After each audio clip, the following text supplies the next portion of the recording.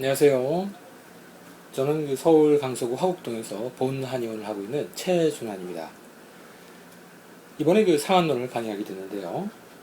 이 상한론 강의 앞서서 저 개인적으로는 이제 상한론뿐만 아니라 이제 한의학 공부가 어학 공부와 상당히 이제 유사한 부분이 많다라고 생각합니다. 제가 이제 취미로 하는 것 중에서 어학 공부인데요. 제가 최근에 하고 있는 공부하고 있는 어학 중에서 스페인어가 있습니다. 근데 스페인어가 이제 처음에 공부할 때는 참 쉬운데 점점 들어가면서 어려워지는 부분이 있어요. 제일 어려운 부분이 뭐냐면 1인칭, 2인칭, 3인칭 나, 너, 그 그리고 우리들, 너희들, 그들 총 6인칭입니다. 인칭이 6가지입니다. 각 동사가 스페인어의 각 동사가 이 6개의 인칭에 따라 전부 변화합니다. 그리고 규칙적인 동사도 있지만 불규칙한 동사도 많기 때문에 굉장히 어렵습니다. 그래서 우리가 어학을 공부할 적에 이를테면 어떤 일정한 규칙을 찾아서 그걸 이제 정리해서 하는 방법이 있죠. 그런데 만약에 이제 스페인어 같은 경우에 이렇게 복잡한 정말로 동사 변화가 복잡한 경우에 그 규칙을 아무리 숙지를 해도 실제 우리가 어떤 언어에 있어서 그런 규칙들 속에 너무 매몰되게 되면 어학을 능숙하게 공부하는 것도 그렇고 또 어학을 능숙하게 그 말을 발휘할 수가 없습니다. 이 상한론, 오늘 공부할 때 상한론을 보면 상한론 자체가 이제 6가지의 육경으로 구성이 되어 있죠. 그래서 비교적 이제 다른 책에 비해서 좀 정밀하고 체계적이고 또 규칙성이 좀 있다 이렇게 보통 생각을 합니다. 그런데 이 규칙성이라는 것, 이 육경 또 각 조문 내에서 그 각 어떤 처방의 증 또 처방의 증 말고도 어떤 조문과 조문 사이의 어떤 그런 이 관계, 규칙 그런 것들도 물론 우리가 간과할 수는 없지만 거기에 너무 매몰되게 버리면 본래 임상과 이 현실과 좀 어긋날 수가 있습니다. 자, 오늘부터 할 상한론 강의는 되도록이면 편안하고 어떤 일상적인 언어로 쉽고 편안하게 진행할 생각입니다.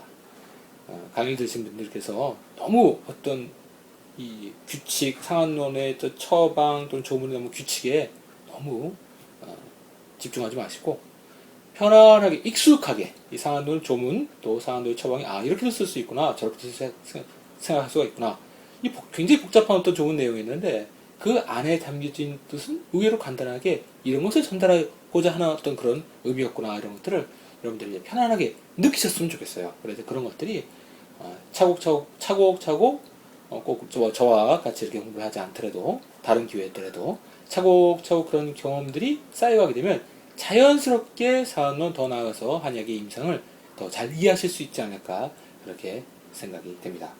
자, 첫 조문부터 들어볼까요? 태양주의병 맥부 두한강통이 오한이다. 굉장히 유명한 구절이죠. 이 태양병이라는 것은 상한 6병 중에서 가장 첫 번째 나오고 이 태양병의 어떤 주관하는 부위는 가장 신체 바깥쪽이죠. 6병 중에서 태양은 가장 바깥을 얘기를 합니다. 그래서 바깥의 외감환사, 쉽게 얘기해서 우리가 가장 이제 흔한 예로 감기 기운이 들어왔다라고 했을 적에 나타나는 반응들 그것들이 맥이 부하면서 또 두통 또 한강통 이런 쪽으로 머리나 뒷덜미 쪽으로 해서 뻐근하는 그런 느낌들 그리고 참 제일 중요한 것이 오한을 얘기했어요. 참 몸이 섭섭선지 추운 오한이 나타난다. 우리 감기가 들면서 나타난 증세 그대로를 묘사를 하고 있습니다. 물론 여러분들 다 아시겠지만 이 상한론은 감기를 위한 또는 더 나아가서 전염병을 위한 그것만을 위한 그런 의학이 아니죠. 상한뿐만 아니라 잡병 모두를 포괄할 수 있는 그런 힘을 가진 것이 상한론입니다. 외감사기가 들어와서 어떤 전변하는 것이 굉장히 전형적인 어떤 그런 모습을 보여주기 때문에 또 그 가운데서 어떤 변화하는 그런 것들이 우리가 병을 진단할 적에 음양한혈허신 그런 것들을 이제 진단하기에 어떤 명확한 특징들을 가지고 있는 그런 분들이 많아서 이 외감사기 전변하는 그 과정들을 묘사를 하는 것이지 이 상한론이 꼭 외감사기가 들어왔을 때 그것만을 치유하는 그런 체계는 아닙니다. 당연한 얘기겠지만 자, 2조문에 볼 것 같으면요. 2조문과 3조문은 우리가 같이 묶어서 봐야 됩니다. 2조문에서는 어떤 얘기를 하죠? 중풍을 들었고요. 물론 여기서 중풍이 뇌출혈 이런 중풍이 아니죠. 여기서 말하는 중풍은 외감사기 중에서 비교적 부드러운 제가 편의상 이렇게 표현하겠습니다. 부드러운 어떤 병사 병증을 중풍이라고 표현했죠. 그에 말해서 이제 상한, 3조에서 말하는 상한은 더 센 병증, 더 극렬한 병증을 상한을 묘사를 했습니다. 표현을 했습니다. 자, 2조에서 발열 한출 오풍 매관자다 하는데 이 매관이라는 것을 우리가 또 주목할 필요가 있어요. 완맥. 그래서 완맥, 이 맥학에서 좀 아시는 분들은 이제 완맥 그러면 이제 건강한 맥이 아니냐. 근데 맥은 늘 상대적인 용어를 쓰기 때문에 여기서의 완맥은 건강한 완맥이 아니죠. 병든 맥인데 상한에 비해서 뒤에 나오는 3조의 상한에 비해서 병증이 좀 약하다, 부드럽다. 그걸 의미하는 거죠. 나타나는 병증이 부드럽습니다. 비교적 부드럽다기보다도 뭐라 해야 되나요? 약하다. 약하다는 말이 제일 어울리겠네요. 병증이 그렇게 심한 편이 아닙니다. 자, 그리고 3조에서 볼 것 같으면 이제 맥 긴하다 그랬어요. 맥 음양이 모두 긴하다. 긴하다. 이 긴맥, 단단한, 단단한 맥이죠. 이 맥일 적에 나타나는 것이 보통 일반적으로 제일 나타나는 병증이 통증이죠. 여기서 앞에서 볼 것 같으면 어떻습니까?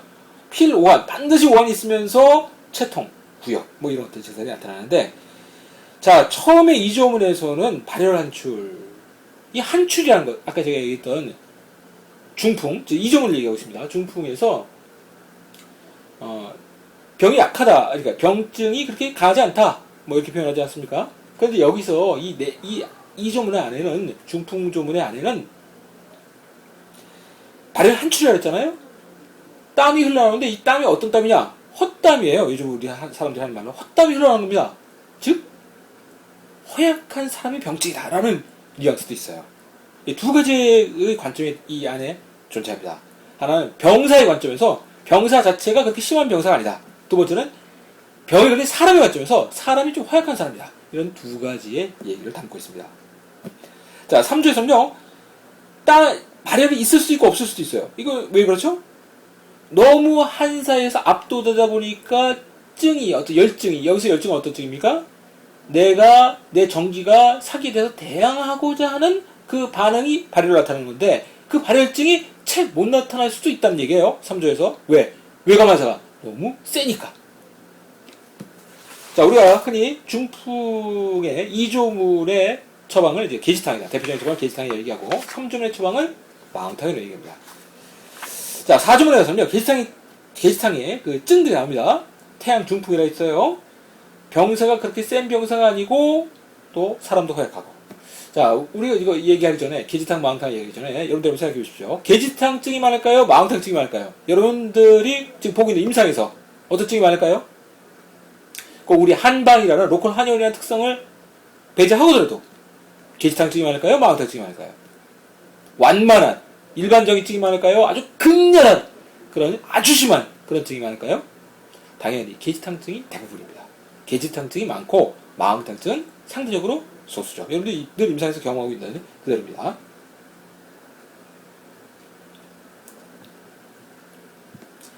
자, 4조의 계지탕증을 보면요, 맥이 양범에서 음맥하다 그랬어요. 그러니까 처음에 부맥이 나타납니다. 일단 우리가 외증이 나타나는 거기 때문에, 밖에서부터 들어오는 사기에 대해서 외증이 나타나는 거기 때문에, 물론 이 안에는 처음에 바깥이라는 개념도 있고요.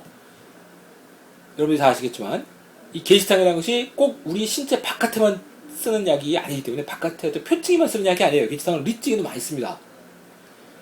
여기서 맥이 부하다, 부맥이다라는 것은 바깥에서 병이 들어왔다라는 의미도 있고, 병이 아직 그렇게 깊진 않다라는 의미도 있어요.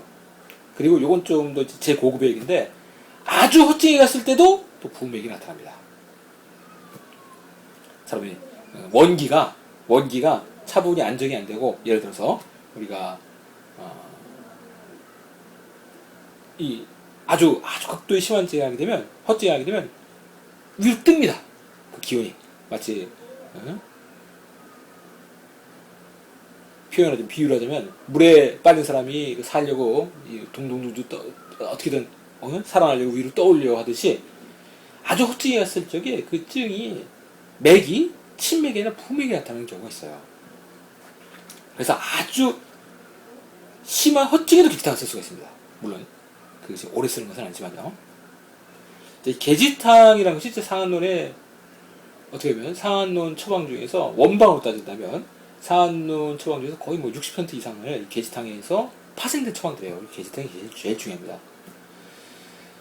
상한론에서 이제 오해를 하는 것 중에 여러 가지 오해 중에 하나가 뭐냐면 이 상한론이 어떤 한토화 지법으로 병사를 물리치는 그런 것에 대해서, 그런 기술에 대해서 얘기하고 있다. 그러니까 굉장히 어떤 상한방이다, 흔히 말로 고방이다라고 하면 굉장히 처방이 강한 처방일 것이다 라는 그런 선입관이 있어요. 그렇지가 않습니다.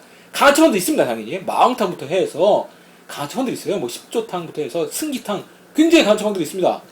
그러나 그런 처방들은 방편이에요. 제가 방금 전에 얘기했듯이 계집탕이 표증부터 리증까지 초기 증상부터 아주 심한 후증까지 다 쓸 수 있는 처방이다라고, 그 계집탕이 그렇게 쓸 수 있다고 얘기 드렸죠. 근데 계집탕이 상한론 처방인 중에서 60% 이상을 차지하는 가장 중심적인 처방이라고 했죠. 계집탕이 어떤 처방이었나요? 허증에 쓰는 처방, 즉 내 정기를 도와주는 처방이에요. 물론 인삼, 녹용같이 계집탕 안에 그렇게 정말로 어떤 내 몸에 부족하고 고갈된 그런 진액을, 정혈을 우리 몸에 넣어주는 약은 아닙니다. 계집탕이. 그러나 허약한 사람한테 이 계집탕이 들어가면 어떻죠? 순환이 됩니다. 부드럽게. 따뜻하고 부드럽게 순환을 시키면서 몸을, 신체를, 정신을, 마음을 편안하게 안정시켜주는 약. 전자가 계지요, 후자가 작약입니다. 계지와 작약, 물론 감초도 중요하죠. 감초가 비위를, 토를 보호해주면서 감초 자체의 그 단맛, 굉장히 강하죠. 그 단맛으로 우리를 보호를 해주죠. 그리고 감초가 들어가서 우리 몸을 안정시켜주고 병증을 완화시켜줘요. 그래서 감초 굉장히 중요합니다. 근데 감초도 중요하지만 이 계지와 작약, 따뜻하게 순환시키면서 바깥쪽으로 풀어주는 계지와 비교적 서늘하게 안정시키면서 가라앉혀주는 작약, 이 두 가지가 서로 조합이 됐을 때 계집탕은 매우 뛰어난 효능을 갖게 됩니다. 보통 사람들의 상상 이상으로, 정말로 상상 이상으로 뛰어난 약효를 가진 처방이 계집탕입니다. 대수롭지 않아 보이지만 굉장히 쓰는 사람이 어떻게 쓰냐에 따라서 굉장히 뛰어난 효과를 볼 수 있는 처방이 바로 계집탕입니다. 쉬운 말로 우리가 감기 걸렸어요. 감기 걸렸는데, 제일 간단한 병을 얘기해보죠. 감기 걸렸는데 아무리 좋은 약을 써도 아무리 뭐 아주 무슨 뭐 아주 값비싼 약을 써도 이 사람이 감기 걸렸는데 추운 곳에 옷을 홀랑 벗고 추운 데 서 있으면서 잠을 못 재우면, 아주 불편한 자세로 서 있게 하면 최고의 명약, 값비싼 약을 써도 이 사람은 감기가 절대 나을 수가 없습니다. 이 사람이 감기를 낫게는 어떻게 돼요? 따뜻하게 쉬게 해주면, 그리고 더불어서 적절한 음식을 먹게 해주면, 위에 부담 가지 않는 그런 따뜻한 음식을 먹게 해주고 따뜻하게 그리고 편안하게 쉬게 해주면 그 병은 특별한 약을 쓰지 않아도 감기는 자연적으로 나을 수밖에 없어요. 그것이 바로 계집탕의 이치입니다. 지금 제가 표현했던 그런 기전, 이 양리 기전이 바로 계집탕의 기전이에요. 정말로 거기 그 사람이 근데 기운이 없다, 그러면 계집탕 우리가 가미를 해주면 됩니다. 상한론 내에서 계집탕에 허약한 사람한테 계집탕을 활용해서 쓸 수 있는 처방, 여러분들 다 아시는 처방이에요. 어떤 처방 있죠? 그렇죠. 계집탕에다 인삼을 가해줄 수가 있습니다. 또 어떤 처방 있죠? 소고죽탕. 그렇죠. 엿을, 그야말로 그 자체가 곡물이면서 어떻습니까? 굉장히 당돌아져 있죠. 보호해주는 이 감미가, 단맛이 한약에서 가장 기본적인 보호하는 약성을 하단 말이에요. 더군다나 허하는 사람들, 허약하고 춥고 허약한 사람들, 추위에 타고 허약한 사람들한테 어때요? 감미를 넣어주면서 살짝 맵고 따뜻한 약, 지금 계지 아닙니까? 살짝 맵고 따뜻한 약을 같이 그 단맛과 같이 넣어주면 그것이 최고의 약이 됩니다. 보약으로서. 자, 그렇게 우리가 계집탕을 활용할 수 있다는 얘기입니다. 자, 계집탕의 증을 한번 볼까요? 다시 한번 돌아와서요. 맥이 부하면서 음은 약하다. 그러니까 부맥은 일단 나타나는데요. 부맥은 나타났을 때 여기 여러 가지 의미가 있습니다. 양부의 음약이. 근데 음약이라는 것은 여러 가지 의미가 있는데, 부맥처럼 보이는데 누르면 굉장히 약하다, 힘이 없다, 허증이다라는 얘기예요. 색색오와 속속거품, 흡흡발열, 오한, 오풍, 발열 증세가 나타나는데 모두 어떻다는 얘기입니까? 격렬하게 나타나는 얘기예요. 증세가 약하게 나타난다는 얘기입니다. 그리고 비명 공부라고 했어요. 비명이라는 것은 이제 콧소리 난다는 얘기인데, 코가 맹맹하다는 얘기인데, 이건 이제 우리가 어떤 폐에 병이 들어왔다라는 걸 우리가 알 수가 있죠. 건구는 어떻습니까? 건구, 헛구역질이에요. 금기의 맥에 보면요, 임신 5주쯤에 게시탕을 쓰러 나옵니다. 이 게시탕이 태음병의 쥐약이기도 해요. 태음병의 립병의 첫 번째인 태음병의 제일 주처방이 뭐였어요? 게지가 자개탕이죠. 게시탕입니다.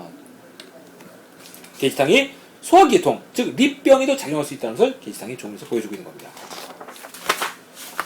자, 5조로 가볼까요? 5조로서 아까 했던 얘기 그대로 반복입니다. 요 근데 5조가 여러분들 잘 보세요. 태양병, 두통, 발열, 한추호풍. 요 조문 그대로 옵니다, 환자가. 그야말로 감기 환자 중에서 몸이 약한 사람이 감기 걸렸을 적에 초기 감기 증세가 이런 경우가 대단히 많습니다. 두통이 있으면서 열이 나면서 식은땀이 나고 정말로 바람이 싫습니다. 바람만 조금 불어도 오싹오싹하고 몸이 추운 그런 사람한테 게시탕 원방, 본방 그대로 쓰면 아주 뛰어난 효과가 납니다. 그대로 이것은 이 정원을 그대로 여러분들 임상해 주셔도 됩니다. 자, 그 다음에 게지가 갈근탕이 나와요. 항백의 수소, 게지가 갈근탕이 나오는데 게지가 갈근탕은 어떤 처방인가요? 게시탕에다 갈근이 들어간 거죠. 그런데 갈근이 어떤 작용이에요? 갈근은 서늘한 약이에요. 신량한 약입니다. 량한 약입니다.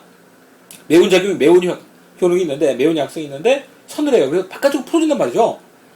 바깥쪽으로 어떤 걸 풀어줘요? 몸속에 병이 진행돼서 몸속으로 들어오면서 병이 진행되면서 생기는 게 필연적으로 생기는 게 뭐였죠? 울체가 돼서 열이 생깁니다.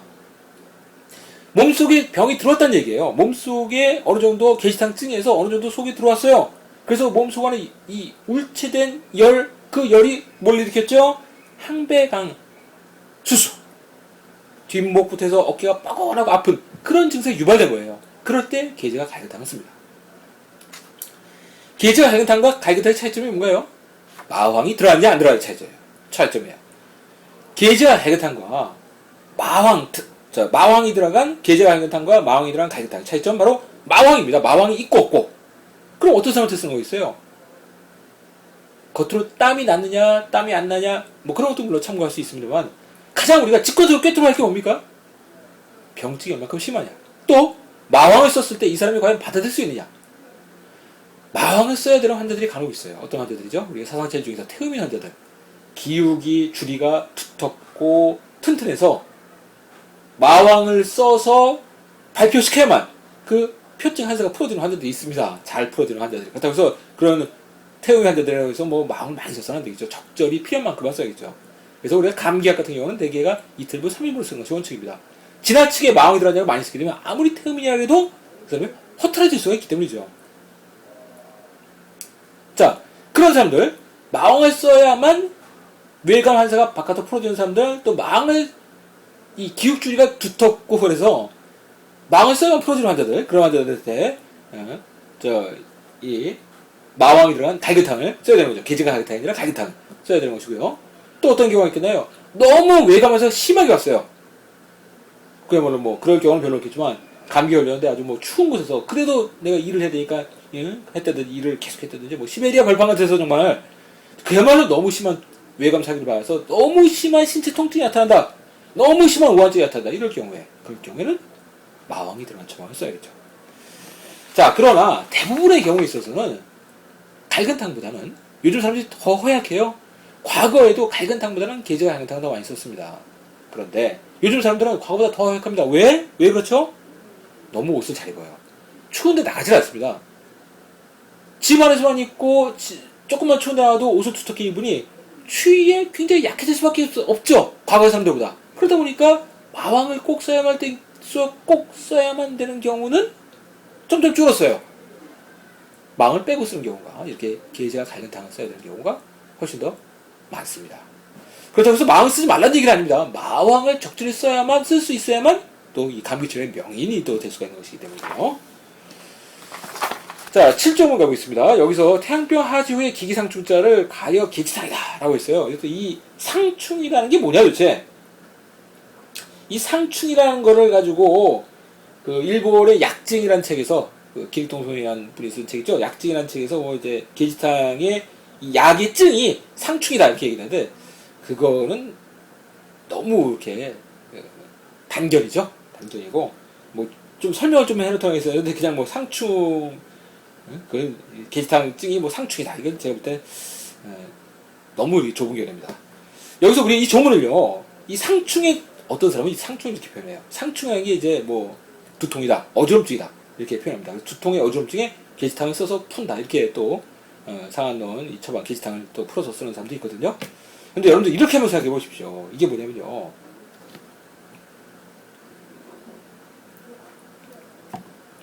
태양병인데요, 합법을 썼어요.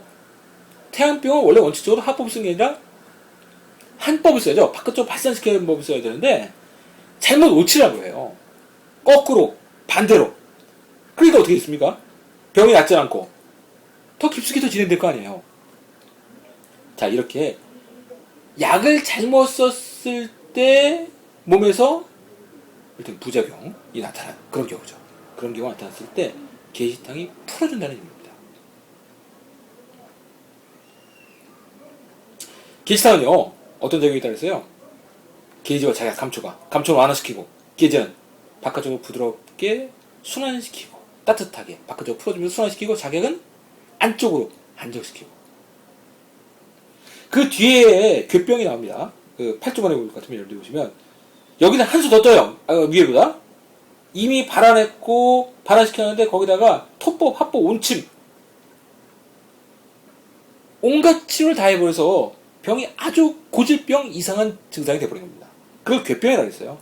사실 지금 우리가 괴병이 참 많겠죠. 이게 병을 이제 제대로 치료하는 사람은 예나 지금은 굉장히 적고, 약은 과거보다 훨씬 넘치는 시대이기 때문에 약의 남용, 오남용으로 인해서 되는 괴병은 과거보다 지금이 훨씬 더 많다고 봅니다. 그런 경우 어떻게 치료해야겠어요? 뭐 해독을 시킨다? 뭐 잘못되니까 독이니까 해독을 시킨다? 어떻게 해요? 또 병이 있으니까 병이 안으로 들어왔으니까 그걸 뭐 바깥으로 쫓아낸다? 어디 있는지 알고요? 이미 부작용이 났고 병이 속으로 들어왔다면 그 사람마다 다 다르게 나타날 텐데 정해진 약이 있나요? 물론 감두탕식으로 해서 감초 흡두로 해서 일단 심한 증상을 막아보자, 그런 식으로 우리 접근할 수는 있습니다. 일단 우선 막아보자. 시간을 버는 것도 중요하니까요. 그런데 거기서 조금 더 나가서 우리가 적극적으로 그런 부작용이나 그런 것들을 치료하려면 어떻게 해야 될까요? 게시탕은요, 우리 신체 내부의 기를 고르게 풀어주는 조항입니다. 우리 내부의 인체의 기가 한 곳으로 뭉쳐져 있다면 어떻게 될까요? 한 곳에 뭉쳐져 가만히 있다면 다행인데, 대개 급성적인 병변 과정 중에서 기가 한 곳에 뭉쳐있다면 어떻게 될까요? 여기서 상충이라고 표현했죠? 아까 7조에서는. 근데 어떻게 됩니까? 꼭 상충뿐만 아니라도 횡충이 어때요?